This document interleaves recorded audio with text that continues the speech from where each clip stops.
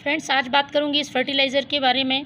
ये जैविक फर्टिलाइज़र है और गर्मियों के लिए एक बेहतरीन फर्टिलाइज़र है।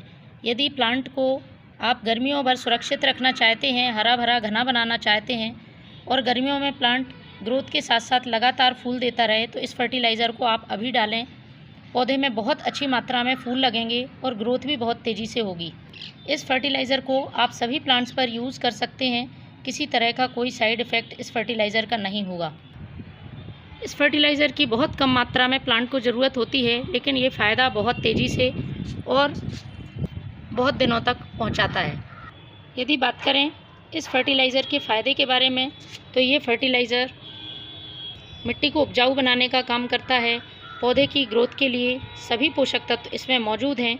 एनपीके के साथ साथ magnesium, calcium, iron, zinc, copper जैसे सभी तत्व इसमें मौजूद होते हैं। पौधे के संपूर्ण विकास के लिए ज़रूरी हैं। पौधे की यदि अचानक से ग्रोथ रुक गई है या पत्तियां पीली पड़ रही हैं, पौधे ने एक बार फूल देना बंद कर दिया है, तो आप इसको अपने प्लांट में ज़रूर यूज़ करें। बहुत तेज़ी से पौधे को फ़ायदा पहुंचाता है। गर्मियों में इसका बहुत बड़ा फ़ायदा ये है कि ये सॉइल को नमी देता रहता है और प्लांट की जो मिट्टी है वो जल्दी सूखती नहीं है और पौधा गर्मियों में मरने से बच जाता है। इसलिए इसको आप गर्मियों में ज़रूर इस्तेमाल करें। इसका इस्तेमाल करने का तरीका ध्यान रखना बहुत ज़रूरी है। इसकी ज़्यादा क्वांटिटी यूज़ नहीं करनी है और महीने में एक बार ही आप इसका यूज़ करें। इतना ही हमारे प्लांट के लिए पर्याप्त होता है।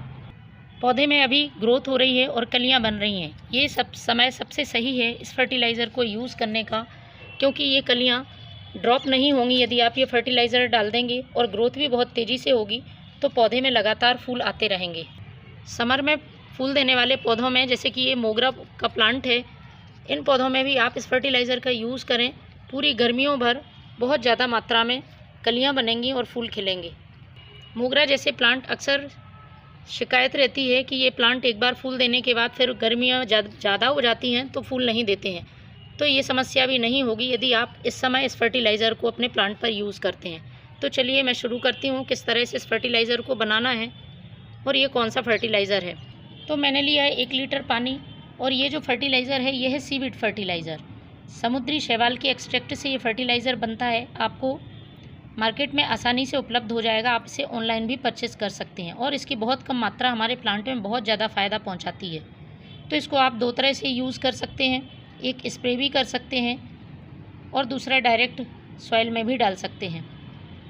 ये मैंने सीवीड लिक्विड फर्टिलाइज़र का यूज़ किया है, क्योंकि ये बहुत जल्दी और तेज़ी से फ़ायदा पहुँचाता है। आपके पास यदि ग्रेन्युलर फॉर्म में है तो आप वो भी यूज़ कर सकते हैं।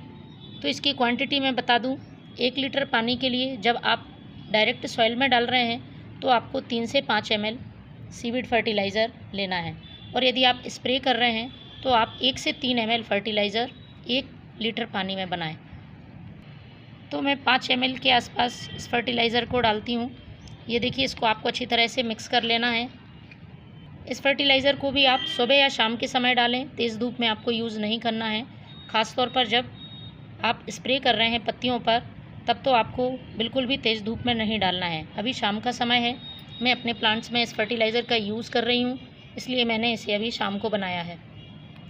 इसको अच्छी तरह से मैं मिक्स करती हूँ।